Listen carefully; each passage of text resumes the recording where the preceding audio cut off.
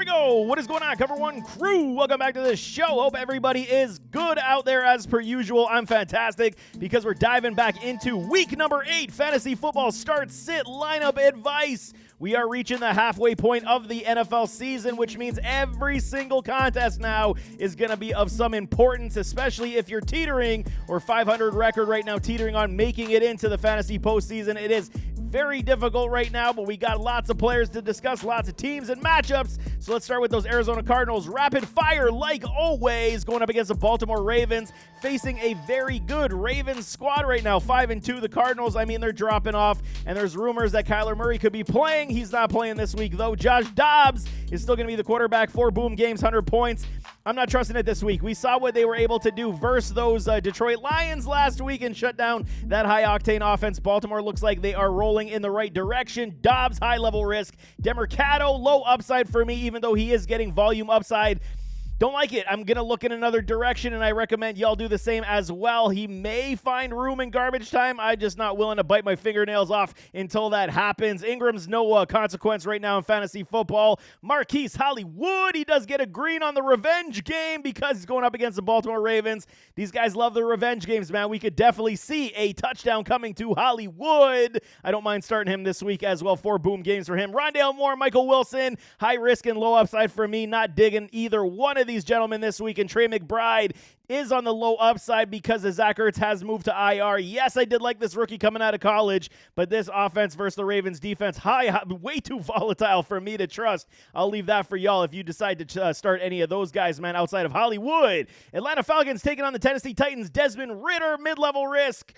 What can we say, man? He's doing enough to move this offense in the right direction to a 4-3 record, and they will continue to push. Mid-level risk because of rushing upside does exist. Anywhere from 15 to 19 points will get you from a Desmond Ridder. Bijan, this is the biggest problem. What the hell happened to Bijan last week? Apparently had some illness. He was dressed, suited up on the sidelines, didn't see the field, crippled everybody's start. This week, I think it's a low risk. Arthur Smith came out on record saying, basically, I don't give a damn about your fantasy football team. But this week, we got to say, maybe they just gave him a day off. Maybe that's truly what happened. He hit the rookie wall, and he was like, Coach, I can't go, even though that's probably not what happened. But it is kind of in that sense. I'm still giving a low-level risk to a Bijan this week. I think he's going to run wild versus these Tennessee Titans. We do want to see that. I believe he's only got one boom game above that 20 points. We want to see more of it. Bijan, feed the man, Arthur Smith, as much as humanly possible. We need it. Tyler Algier does have low upside. Even though they still kind of utilize him in this offense, he should at least still continue goal line upside. Not trusting it if Bijan's going to get all the workload. I'm really banking on it for a big bounce back this week for Bijan. Drake London, low-level risk. I think he's absolutely going to find room on this Titans defense. I believe you could play him as your wide receiver 2 or flex without even thinking. Hollins, high-level risk. Kyle Pitts, mid-level risk for me. I think we could play a Kyle Pitts as well this week. I think it's good, but I mean, the ceiling might not be as high. So I think based on how this tight end, the tight ends have gone this season, I think Kyle Pitts is at least a decent play this week. And Jonnu Smith gets the revenge game, even though he's moved around the league a little bit. He's going up against his former team. So you got to pop off on the revenge game. TDs could be coming for a Jonnu Smith this week. Baltimore Ravens taking on those Arizona Cardinals, like I mentioned. Stud start of the week for me is Lamar Jackson. He showcased, I was very critical on Lamar. I said no more excuses. You got all these weapons. Let's see this thing start to move. Now we're in week 8, and the offense is starting to build some form of chemistry. I like what I saw last week. Lamar looks very good, confident, accurate. Arm looks good. He's taking off and running. Very good stuff from Lamar Jackson. Absolutely stud start. Gus Edwards, mid-level risk. He popped off only one 80-yard run, so, I mean, you guys want to gush over that, fine. I'm still wanting to see it on a more consistent level. We do got Keaton Mitchell. He's going to be coming back. Potentially, he tweaked that hammy again, so we'll see. He's on the questionable tag. So until we understand what's actually going to happen in this backfield, I'm pretty much been staying away the entire season. I think it's a pretty safe notion unless you're desperate for running backs. Justice Hill, low upside to low PPR upside for me. Not really trusting that as well. Zay Flowers, giving him the low-level risk this week. I think he absolutely has a day versus these Arizona Cardinals. He's going to be too fast. He's very good against his own coverage. I think it's Zay Day all day for Zay Flowers. Rashad Bateman, high-level risk, not touching it. OBJ, low upside. He got you a decent floor of 8 points-ish, half PPR. So, I mean, again, flex appeal is here. He's not looking the same, man. He's looking a little washed, and it's a little concerning. But, I mean, it is still, if you require a wide receiver, 7 to 10 points is not necessarily terrible. It'll keep you in the mix and in the running in your matchup. And Mark Andrews obviously start every single week on the low risk for me this week as well. Could put him as a stud start, too. It's very, very close. I think he finds his way into the end zone also. Carolina Panthers taking on those Houston Texans. We got no bye weeks. I don't think I mentioned that. But, I mean, Bryce Young and C.J. Stroud, this is the Rookie Bowl. I'm looking forward to it. I think it's going to be very good. Who was the better pick, man? Bryce Young or C.J. Stroud? Y'all know where I stand. I'm Team Stroud all the way, but I still like me a Bryce Young. Mid-level risk versus a Houston defense that is still very sound, very strong. Miles Sanders coming back from the injury. I'm going to give him good upside this week. I think he should be rested, fresh, and healthy, man. There was nothing on the injury report to suggest he was not going to play, and I think that is going to likely pull back Chuba Hubbard's carries just a little bit. But, I mean, first game back for Miles, I think that we could see some sprinkling of 50-50 splits in this backfield and the coach riding the hot hand. So mid-level risk for a Chuba. I don't want to necessarily say start him, but again, it's if you have no better options, then Chuba is the guy as well. Adam Thielen, low-level risk. Fire him up everywhere you got him. 102 points right now. PPR upside is through the moon, through the roof. It is very good. DJ Chark, high-level risk. Mingo, high-level risk. And then Hayden Hurst. I'm going to say PPR upside to potential goal line upside. But, I mean, it hasn't looked very good. But Houston's defense is good enough that they can maybe force the hand, and Hayden Hurst could find himself to some PPR upside. No kidding. Chicago Bears taking on these Los Angeles Chargers on Sunday Night Football. Who the hell made the schedule to put the Bears in prime time? I don't know, but I mean, okay, we thought the Bears would be a little better than what they are. No Justin Fields once again with the thumb. He is out. Tyson Bagent, T-Bag. I mean, okay, no disrespect. That's the nickname going around. Like I said last week, he looked good. What can we say? T-Bag looked very good. And here's the thing. No team's defense had film on this man, so it was easy for him to exploit. This week, they do have some film now, so they will target him a lot. They will rush him. I guarantee you, with Bosa and Mack, they're going to give the bum rush to this man. I'm giving him a mid-level risk right now, but he looked good. He's got some mobility. He's got some ability to, at least move the ball. He was progressing the field extremely well.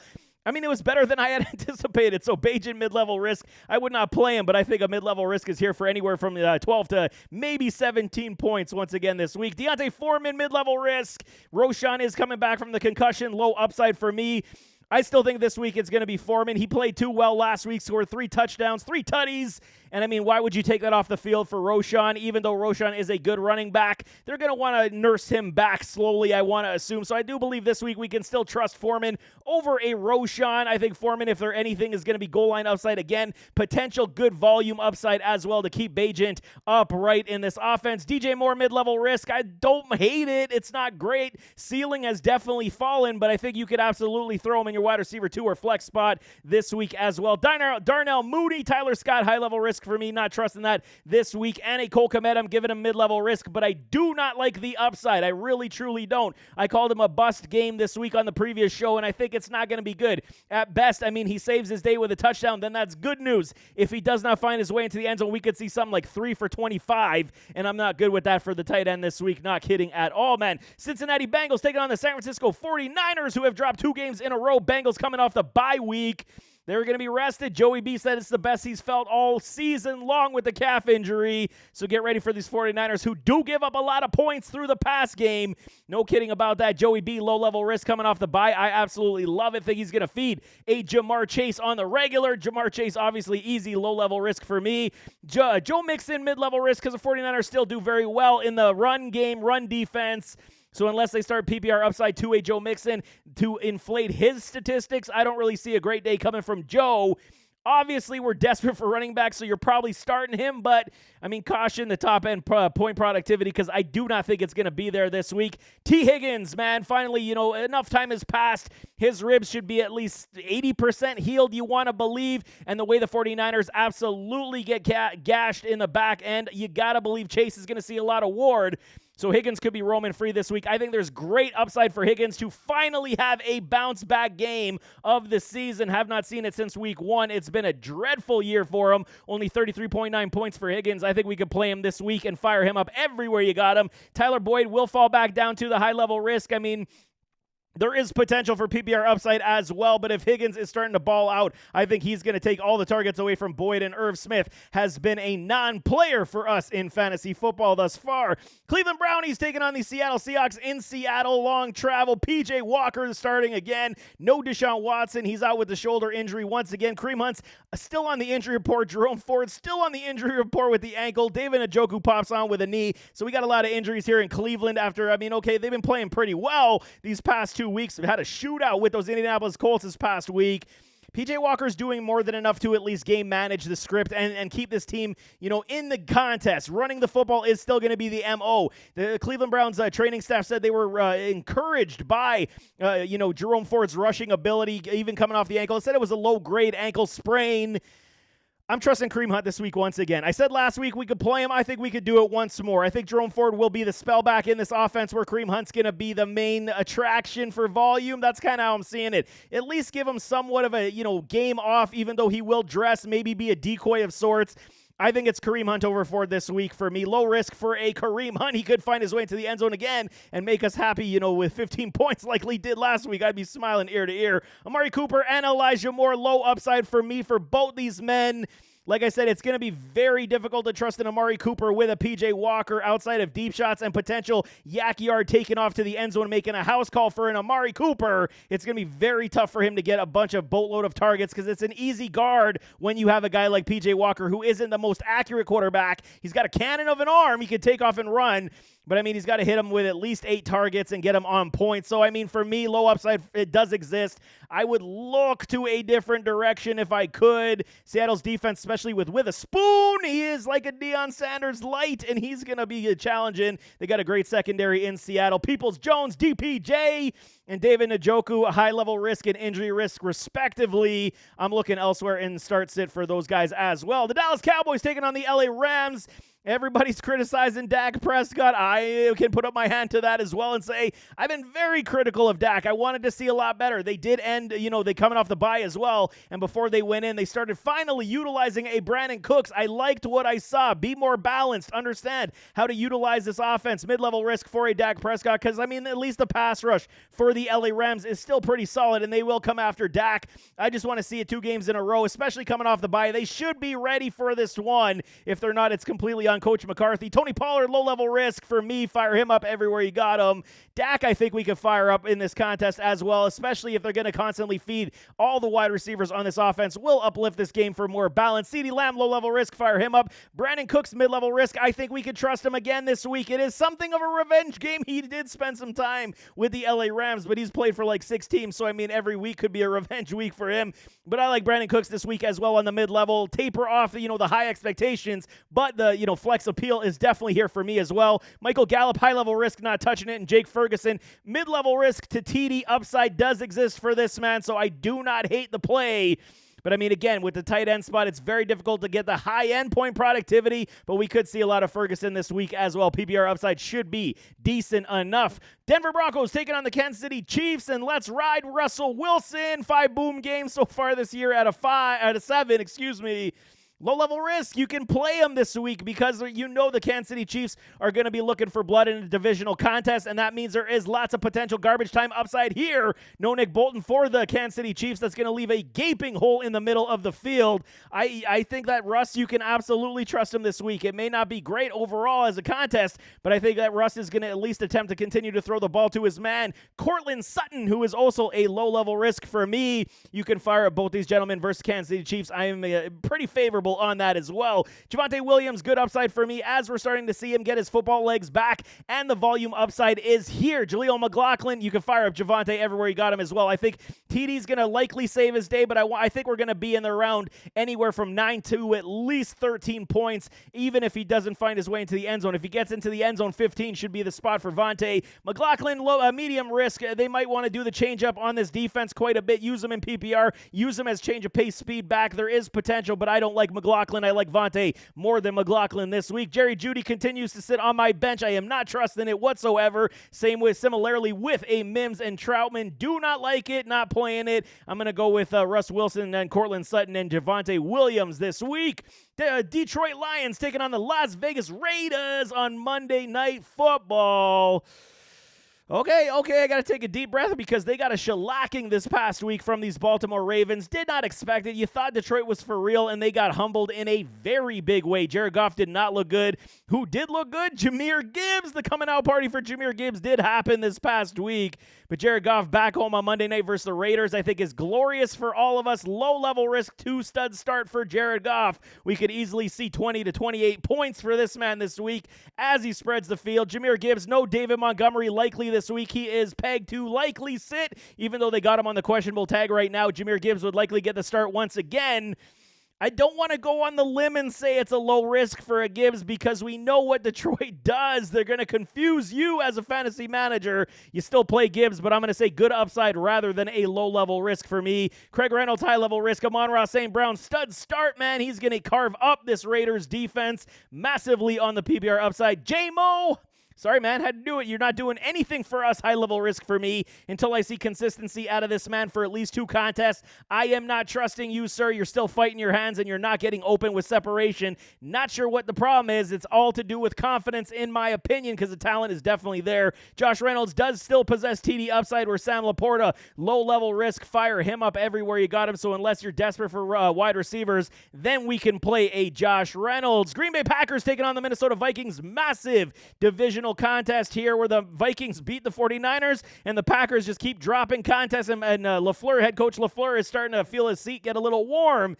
Jordan Love's not playing great, even though he does have 5 boom games. A lot of them are on the lower end of them, but he still is producing for you, but I'm putting a mid-level risk. I do like how the Minnesota Vikings front 7 has been playing, and they should give a lot of confusion to a Jordan Love. Aaron Jones, he is not on the injury report. That is good news with the hammy, saying he's felt the best he's felt all season.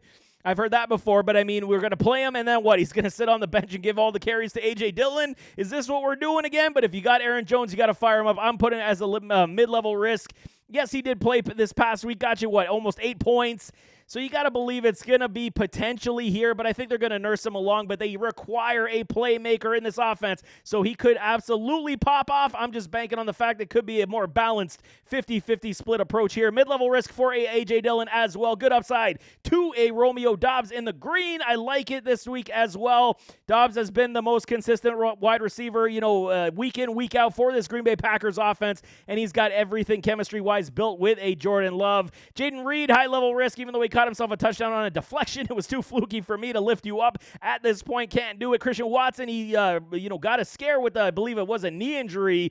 He's suiting up. He didn't even get on the injury report, so mid-level risk for me. I really want to see them spread this ball around, be a little bit more dynamic and balanced in how they utilize their wide receivers, and Jordan Love's got to find them. This is the biggest key. So this offense still very much in disarray. Thought by at least this time they would have figured out their inadequacy enough to get us a lot more point productivity. And Luke Musgrave, I am not touching in fantasy football. I know there was a lot of people that were excited about him. I just am not at this point. I got to see a lot more before I can preach his good graces. These Houston Texans coming off the bye, taking on the Carolina Panthers. 0-6, like I said, rookie bowl. CJ Stroud versus Bryce Young. Stroud, low-level risk for me. You can fire him up everywhere you got him. 4 boom games.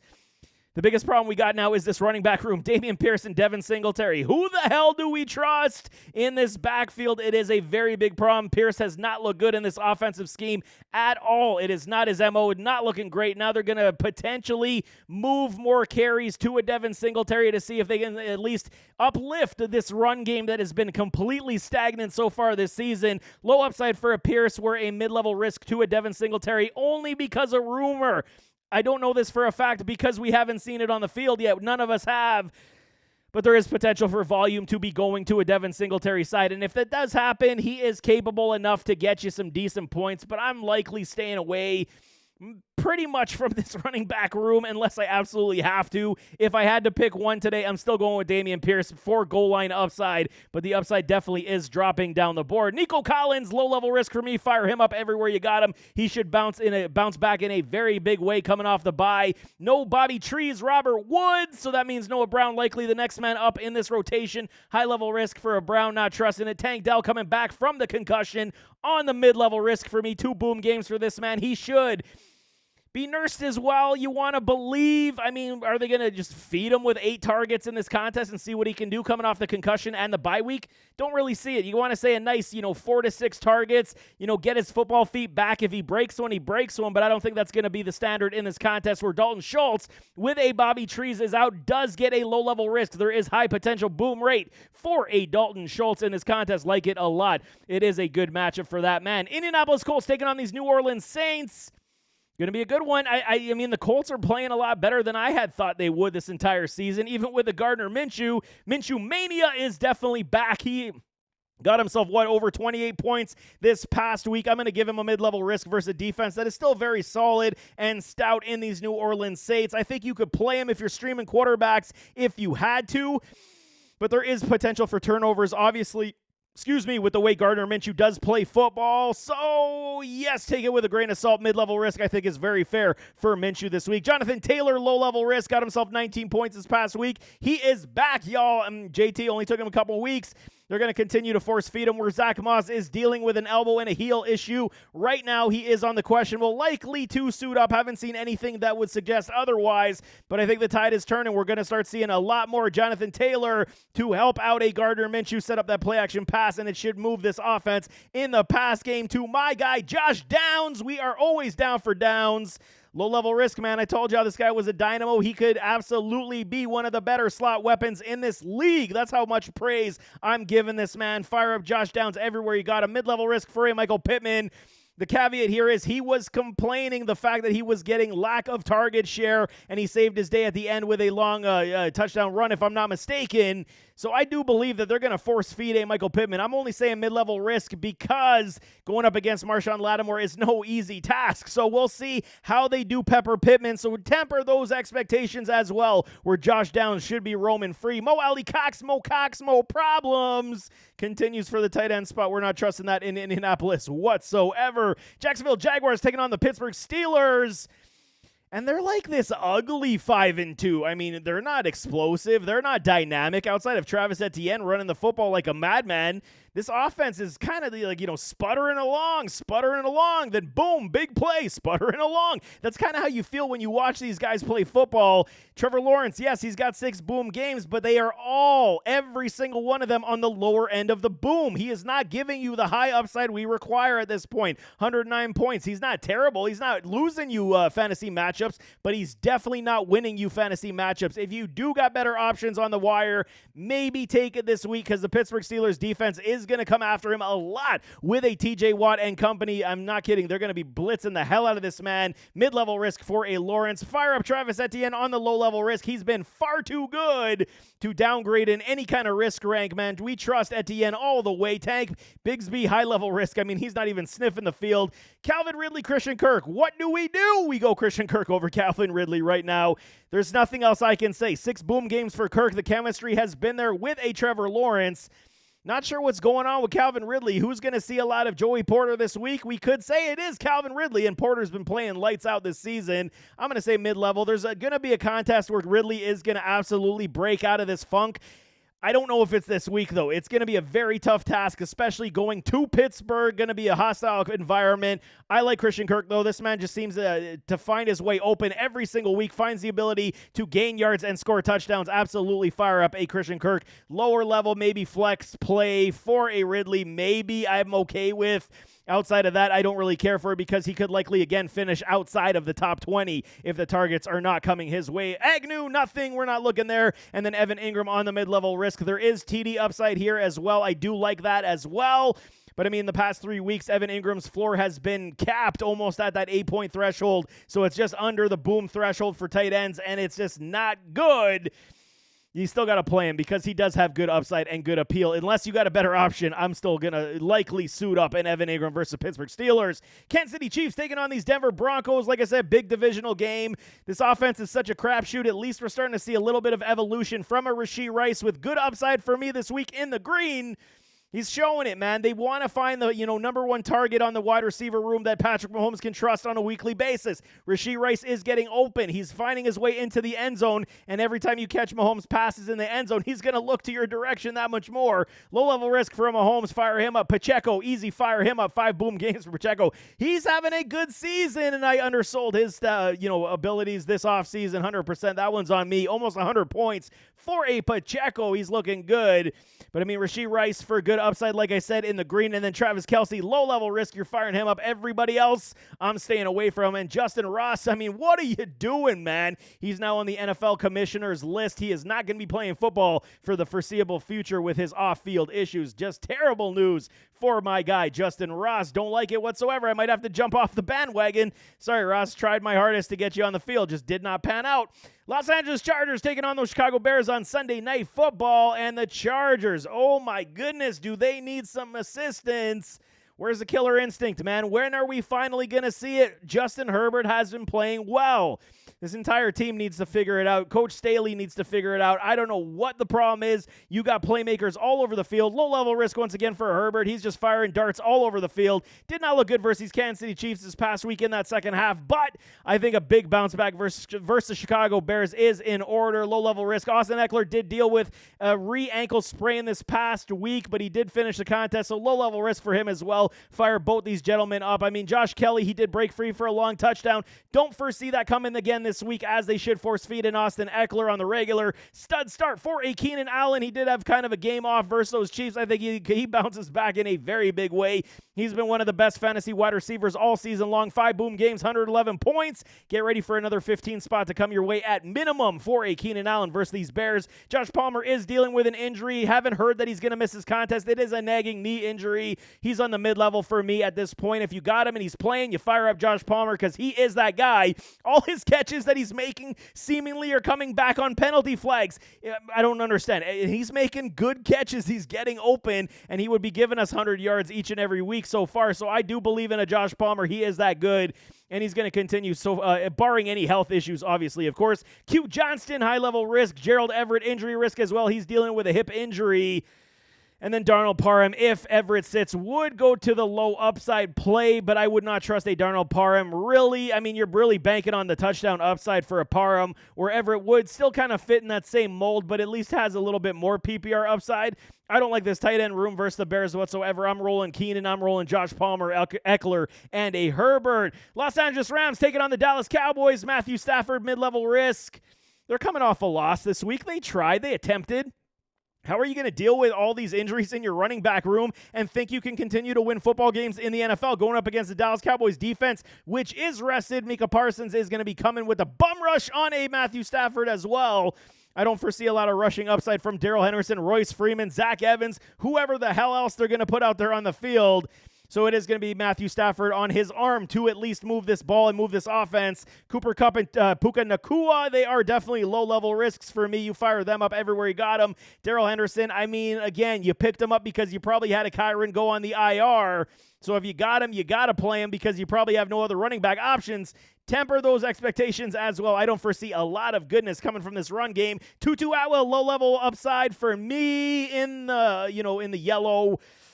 It's tough because he's right now this boomer bust candidate. If they want to take the top off of defense, they're going to fire a shot to Tutu, and then he's going to uplift his stats. If they don't, he misses a pass or two, you're not going to see a lot of targets going to him. This is this is Cooper Kupp and Puka Nacua's offense at this point. So I think it's just going to be continued force-feeding these two gentlemen. Kupp definitely had a down week last week, so I foresee Kupp having a lot more targets come his way. And Tyler Higbee outside of TD upside, do not like it. High-level risk. I'm playing other tight ends this week. The Las Vegas Raiders taking on these Detroit Lions, like I said, on Monday Night Football.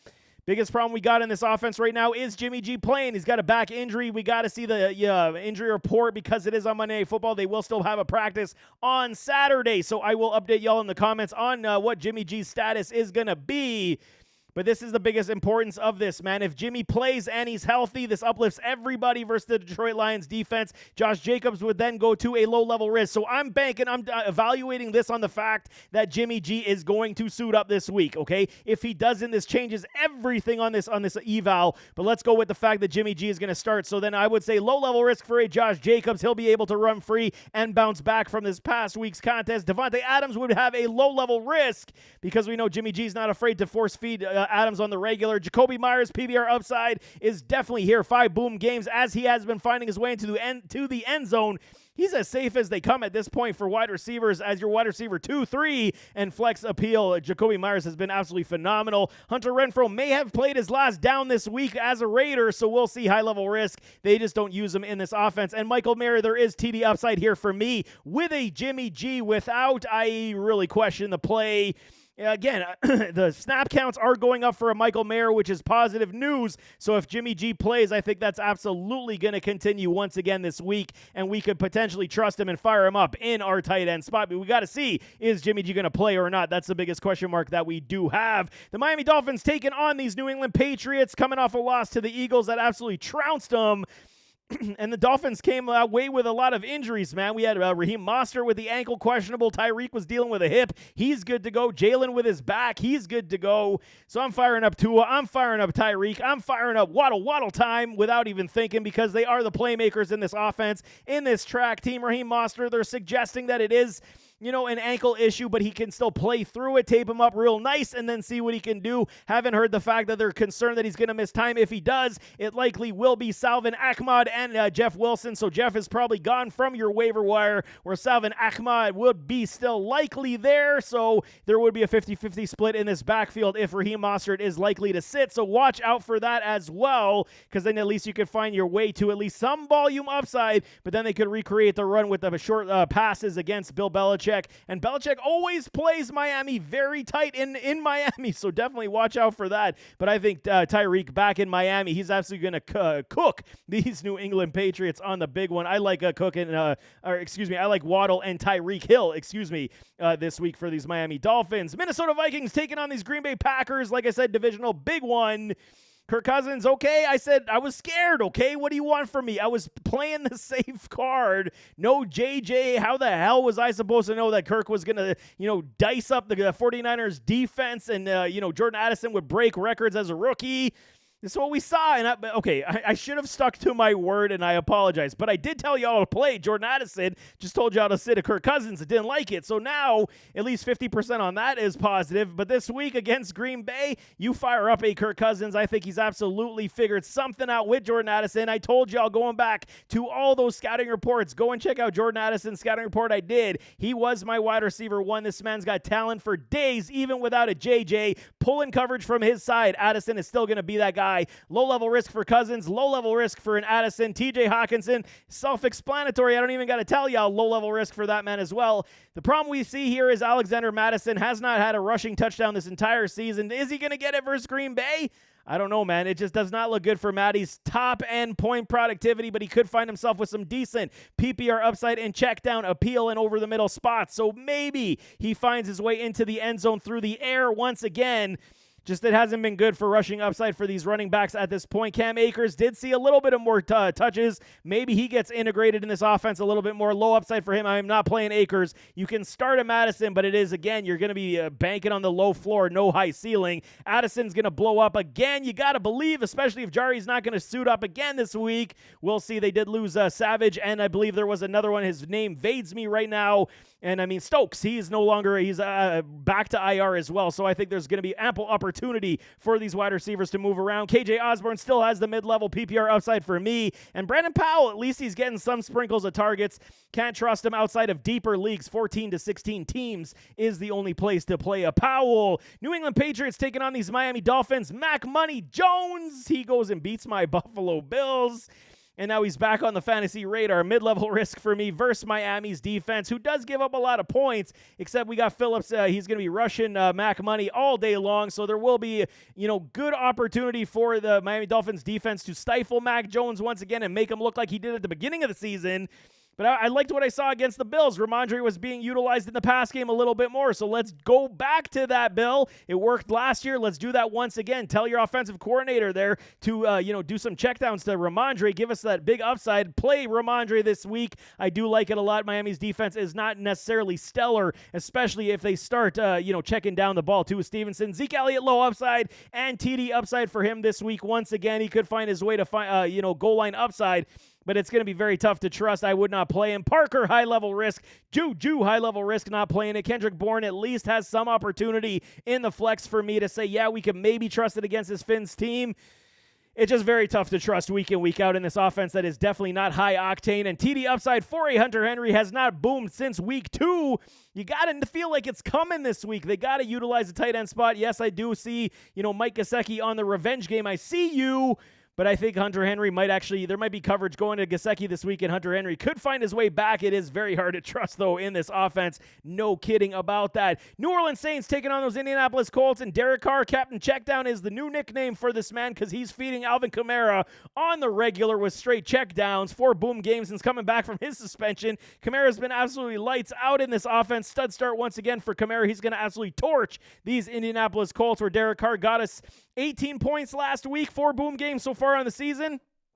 Very good streaming option if you do have a quarterback on the bye, which we don't this week, or if your quarterback is hurt. So Derek Carr is a decent filler, especially against a Colts team that does give up a lot of points through the air as well. Jamal Williams, high-level risk. Need to see his role. That likely will not be there because they're riding the hell out of Alvin Kamara right now. Chris Olave goes speeding like crazy, gets a felony charge, and told the cops, hey, man, I play for the Saints. So apparently he's good. I don't know. It's one of those situations, man. Low-level risk for Chris Olave. I mean, he's maybe going to get some punishment. Who knows from the league? It was speeding. I get it. So we'll see what happens. He was not on any injury report or NFL designation. So fire up Olave everywhere you got him. He needs a bounce back in a very big way. Find his way into the end zone. We can absolutely see a nice deep shot to Chris Olave. Michael Thomas, I've been playing every single week, and he's been nice, man.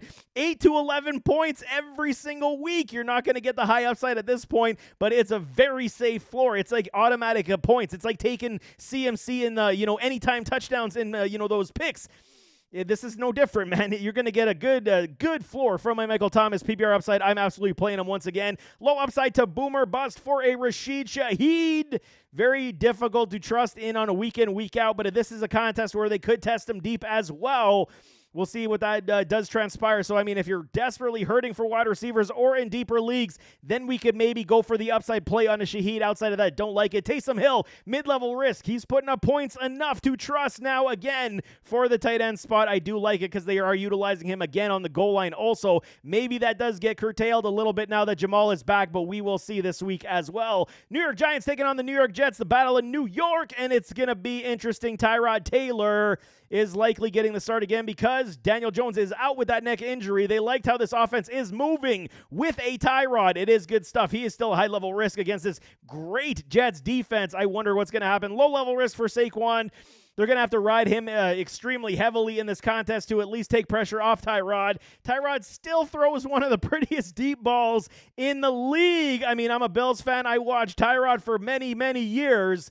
And he had one of the most underrated deep balls I have ever seen. Such a pretty deep ball. Still is there. The top end arm strength is not, but I mean, you're not playing Tyrod anyway. I don't even know why I'm talking about it, but he's got a pretty deep ball. Saquon, fire him up everywhere you got him.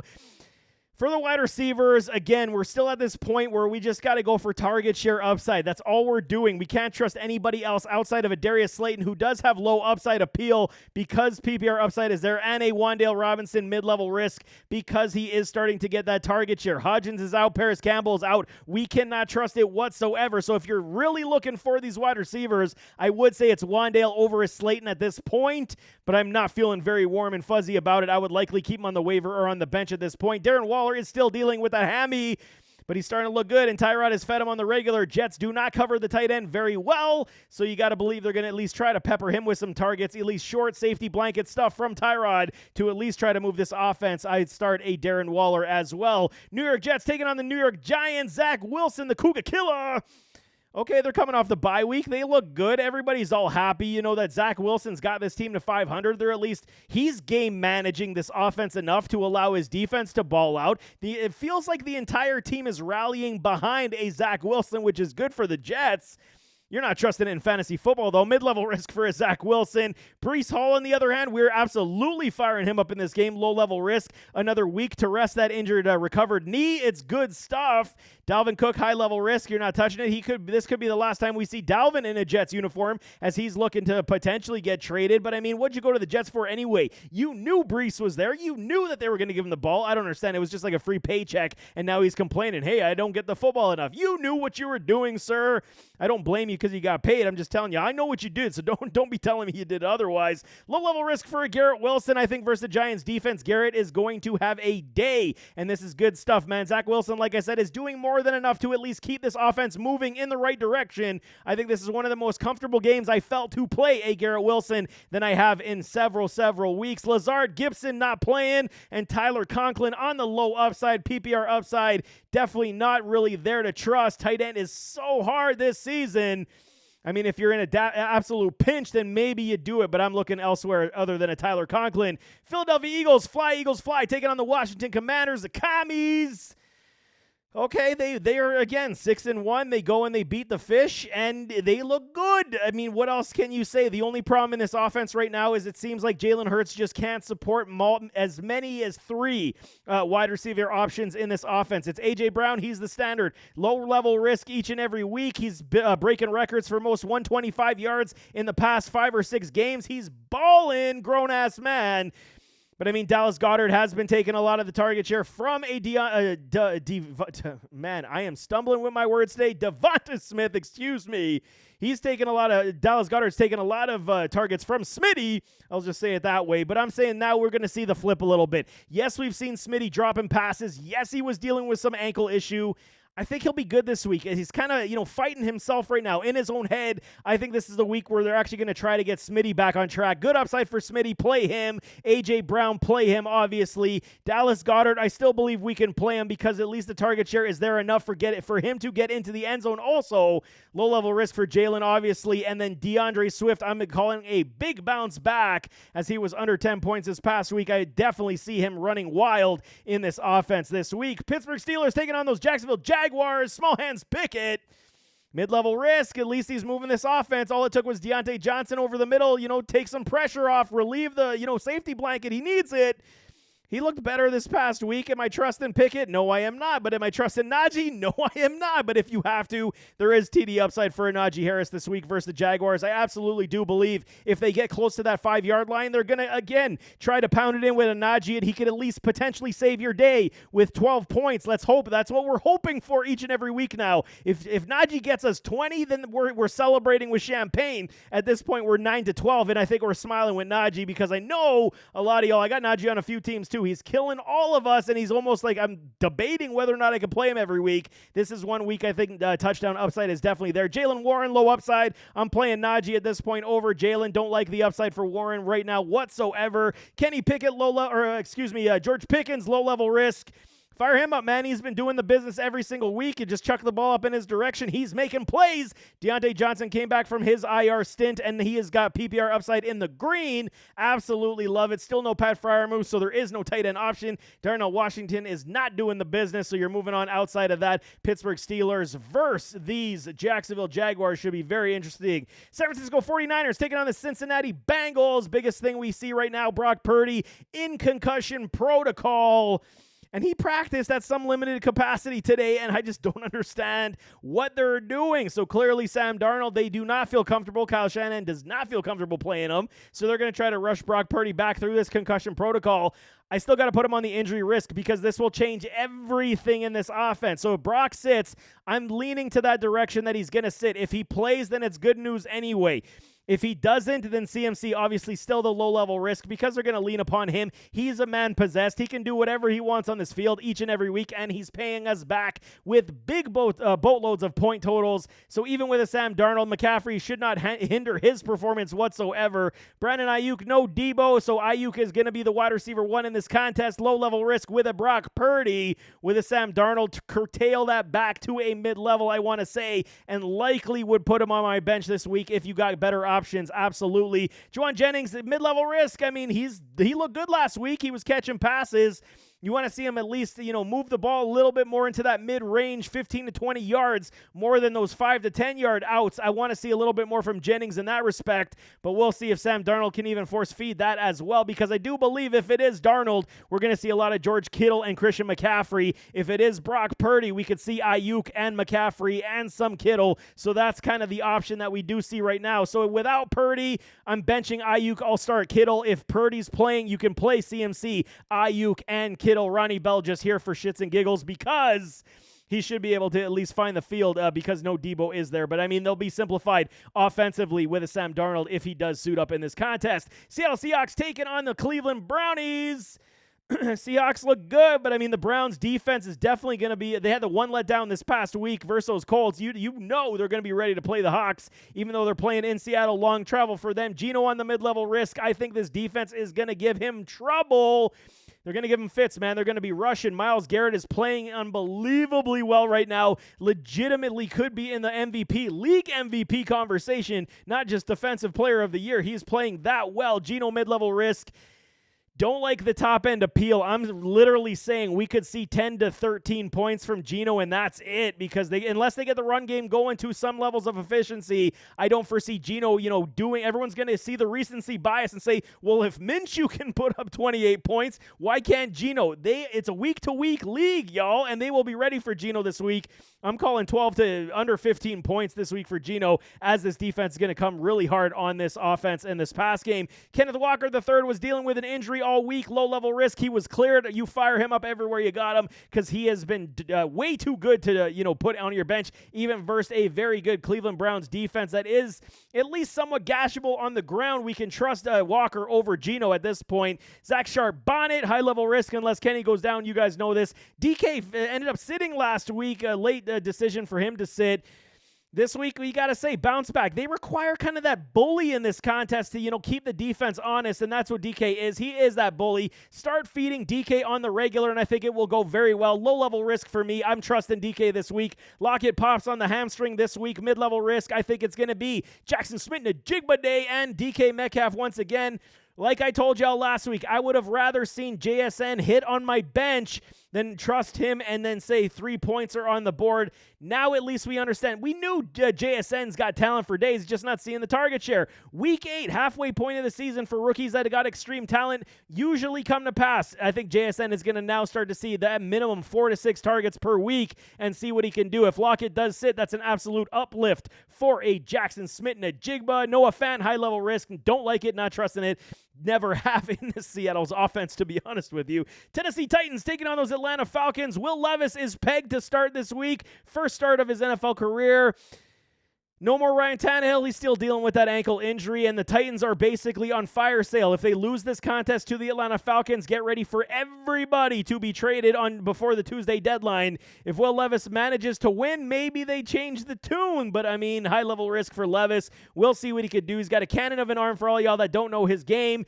But he is sporadic with his accuracy. He's got the release, okay? If you guys know Dan Marino back in the day, Will Levis has a Dan Marino type of release. The thing just rockets off his arm, and he's got a crazy deep ball, but his accuracy is the issue. So we will see likely interceptions and inaccurate throws from Levis, as he does understand how the Atlanta Falcons defense is going to come at him. And Atlanta does have a very good, strong secondary this year, so it's not going to be easy sledding for Levis, man. High-level risk for me. Derek King Henry, low-level risk. Fire him up. Todd J. Spears. Good upside for him as well. I think if you're in a pinch, you can play him this week as well. I think they're going to try to run the ball a lot with both these running backs to keep a Will Levis upright and safe, not hit the ground as often as they can. So I believe we could play both Henry and Spears this week with good levels of confidence because I think that, at least 35, 40 rush attempts should be this offense in week number 8. DeAndre Hopkins, mid-level risk. I do not like it whatsoever. We could see him score because Will Levis decides to chuck one up and there's no tape on him how to play him.